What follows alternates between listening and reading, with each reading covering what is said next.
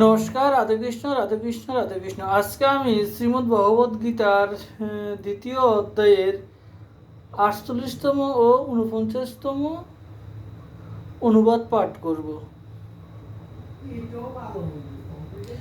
হে ধনঞ্জয়, কর্মফলের আকাঙ্ক্ষা ছাড়িয়া কর্ম সফল হলে আনন্দিত, বিফল হলে দুঃখিত না হইয়া ঈশ্বরকে একমাত্র লক্ষ্য মনে করিয়া কর্ম করিয়া যাও।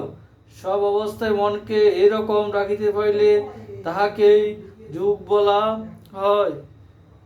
হে অর্জুন, বুদ্ধিযোগ অর্থাৎ সব অবস্থায় মনের সমান ভাব হইতে সকাম কর্ম অনেক ছোট।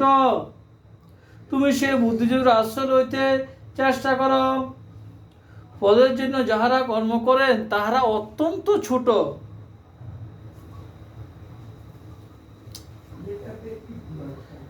রাধে কৃষ্ণ, রাধে কৃষ্ণ।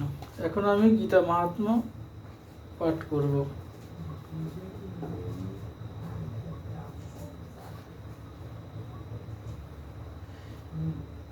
যিনি গীতার 10টি, 7টি, 5টি, 4টি, 3টি, 2টি, 1টি বা আধখানাও শ্লোক পড়েন, তিনিও 10,000 বৎসর চন্দ্রলোকে বাস করেন।